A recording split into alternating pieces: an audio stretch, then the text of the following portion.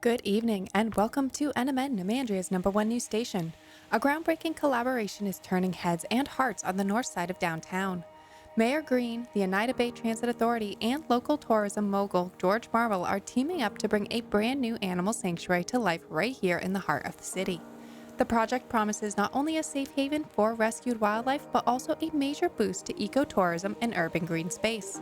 We'll take you behind the scenes of the construction site, talk to key players, and show you how this unique partnership could reshape how our city cares for animals and attracts visitors.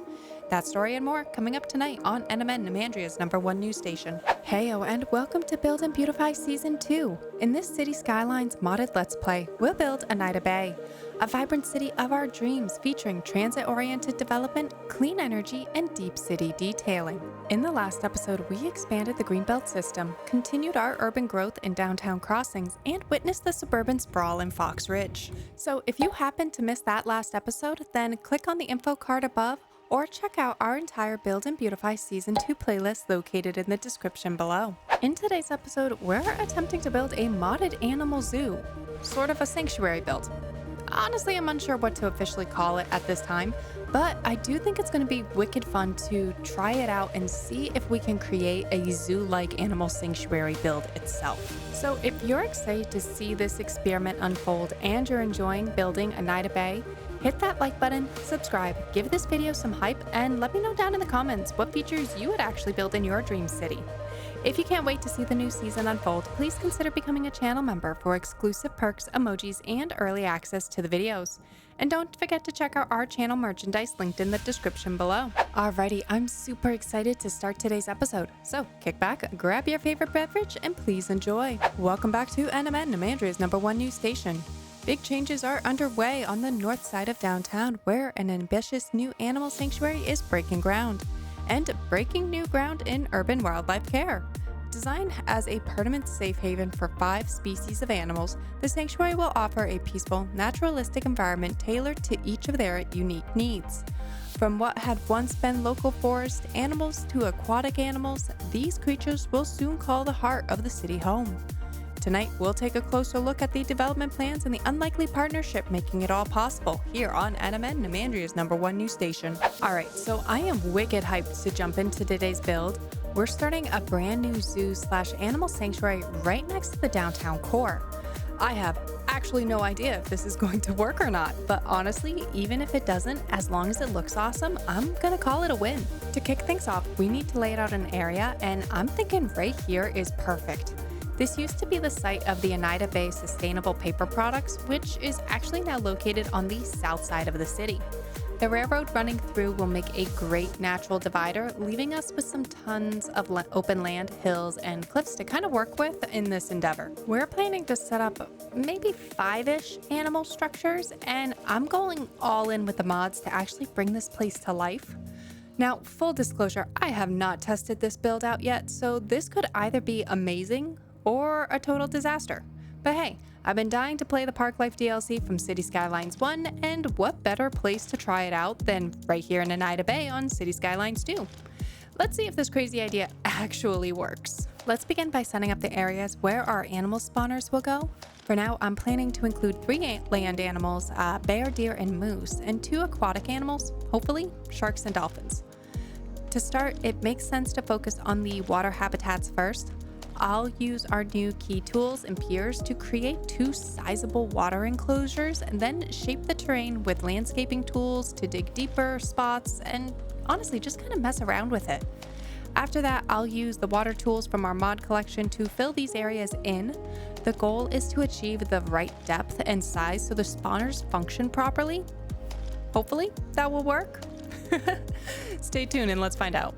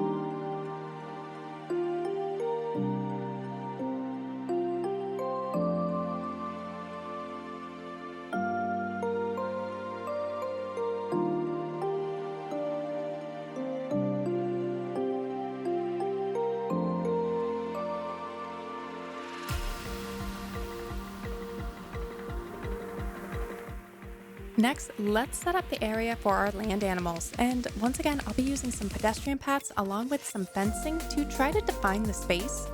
Honestly though, I'm really not sure if these animals will actually stay inside the fences. So to add a bit more realism and maybe containment, I'll also be placing in some hedges. It helps maintain the natural sanctuary-like aesthetic I'm trying to aim for here. You've probably noticed I've been using the terms zoo and sanctuary somewhat interchangeably, and that's because this build is kind of a bit of both. The aquatic animals are definitely in enclosed spaces with no access to open water at all, which kind of feels more zoo-like. On the other hand, the land animals will have more freedom to roam, giving it more of a conservatory or sanctuary kind of vibe, which honestly seems more in line with something Mayor Green, I suppose, would support. So here's where I'd love your input. What do you think this area feels more like? A zoo, a sanctuary, or a conservatory? Let me know down in the comments and we'll name the area based on your feedback. Be sure to give a thumbs up to any comments you agree with or just leave your own below.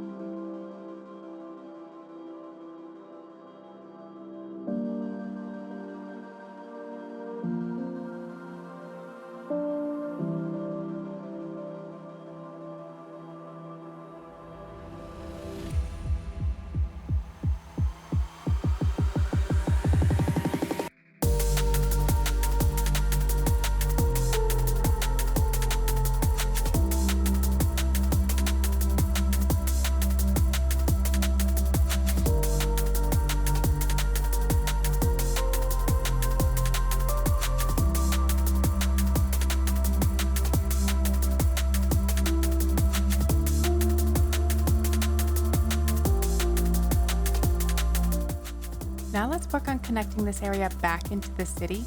Honestly, on this one, I think I'm going to use a mixture of roads, some parking lots, and, eventually some transit options. A bit later, we will be adding a few buildings and the actual transit lines to encourage Sims to actually travel here and interact with the space. The goal is to make this more than just a nice looking build, but also give Sims a reason to visit, whether it's for leisure, transit, or services. We'll bring more life and activity to this area, turning it into a functional part of the city rather than just a visual set piece.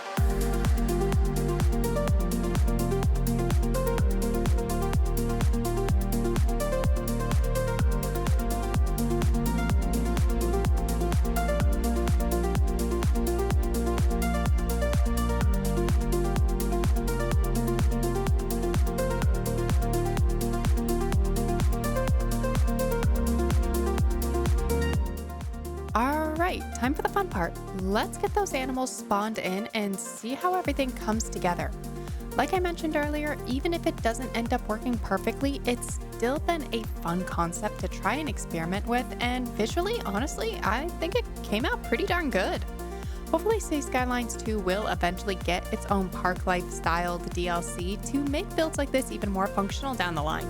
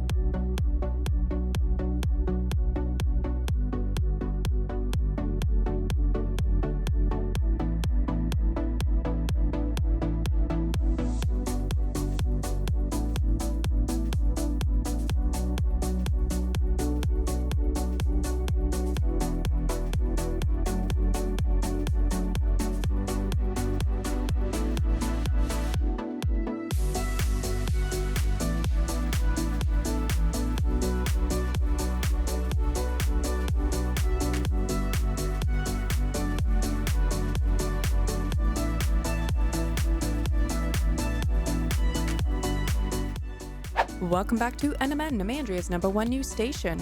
George Marble is making waves with a visionary approach to conservation, linking responsible tourism to long-term sustainability. Marble believes that by welcoming visitors into the animal sanctuary through carefully managed, eco-conscious experiences, the revenue generated can directly fund the sanctuary's maintenance and preservation. Thrilled with this idea, Mayor Green agreed to a contract allowing Marble Holdings LLC to construct several planned motels, attractions within the sanctuary, including an oceanarium and much more. Up next, how transit will play a role in this conservation, here on NMN, Namandria's #1 news station. To bring even more life to this area, beyond just the animals, I want to make sure it becomes a real destination for both citizens of Eneida Bay and some visiting tourists. It makes perfect sense that Mayor Green would team up with George Marble in this situation to generate some tourism-based income and help fund the sanctuary. So we're going to start by constructing a few signature buildings and sprinkling in some commercial zones throughout the area to attract more foot traffic. I'll be focusing on the signature venues from the Leisure Venues Pack, specifically targeting buildings with plus 1% or more in attractiveness since they directly help draw in the tourists. For placement, I'm thinking the deep blue oceanarium would be perfect near our aquatic animal enclosures because honestly, it just sort of ties in thematically. And as far as the land animals, maybe something like the Forum of Arts could bring, I don't know, maybe a more cultural touch. Really, I just kind of like how this asset looks, to be honest. Once those are in, I'll add a few food-focused commercial buildings throughout the area, along with maybe some park decorations and some other outdoor elements to really make it feel vibrant and welcoming. Now let's add in a few more tourism-focused buildings, which we'll find actually under the Parks and Recreation tab, right here, and more specifically, the Tourist Attraction tab. First up, I definitely want to include a botanical garden because it just fits perfectly with the nature theme we've kind of got going on here and adds a nice educational and aesthetic touch to the area. Okay, totally thought I was going insane there. So that one's actually under the landmarks. But under the tourist attractions, I also want to add in a water park, kind of near the aquatic animal section. While it may not be like the most obvious thing itself, because it's just a water park, but it kind of still has that thematic fit. And honestly, to me, it makes more sense than some of the other options we have right now. For example, the medieval castle feels a bit out of place. The observation tower would be way too tall and modern for this area. And the modern art museum, along with the Chinese-themed assets, just don't really align with the natural sanctuary-like vibe we have going on. So, given the available options, the water park works best for maintaining a fun, family friendly feel while still complementing the area.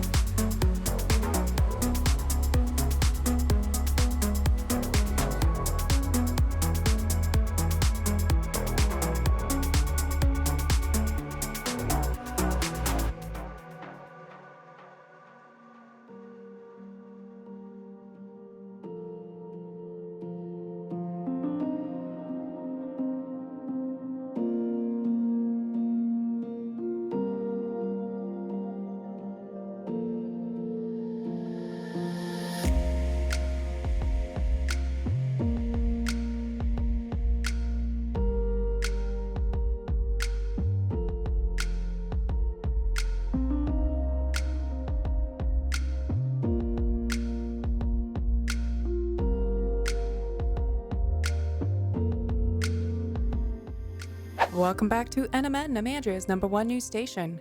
In a groundbreaking move towards sustainable and compassionate urban mobility, the Eneida Bay Transit Authority has teamed up with Mayor Green and hotel businessman George Marble to revolutionize transportation within the sanctuary. This strategic partnership will roll out a fleet of quiet electric trams designed to keep both citizens and local wildlife safe. The initiative not only underscores Eneida Bay's commitment to green infrastructure, but also highlights a forward-thinking approach to coexistence, ensuring that travel to the sanctuary is as peaceful as it is efficient. That's it for the evening news. Thank you for tuning in to NMN, Namandria's #1 news station. Before we wrap up, let's bring in a dedicated tram line to connect this area to the rest of the city. I'll start by upgrading the roads to include some tram tracks, then place some stops near our key buildings and destination points to make sure our visitors can easily access everything. Once the line is set, I'll also take some time to decorate the tram stops to match the overall aesthetic we've established kind of across Eneida Bay, keeping honestly everything cohesive and visually appealing while adding that extra layer of realism and functionality. And the more I look at this screen, the more I think I might even impulsively put in another subway station, seeing as the yellow line kind of conveniently runs right through this area.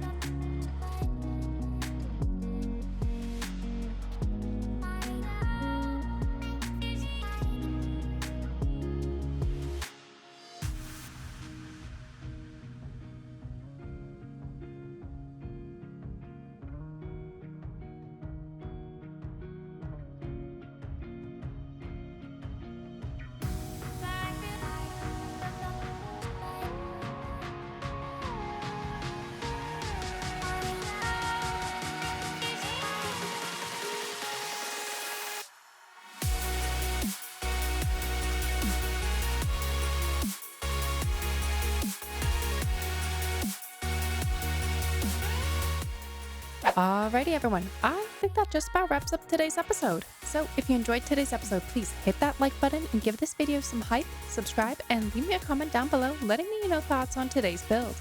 If you're excited to see the next episode unfold, consider becoming a channel member for exclusive perks, emojis, and early access to the videos.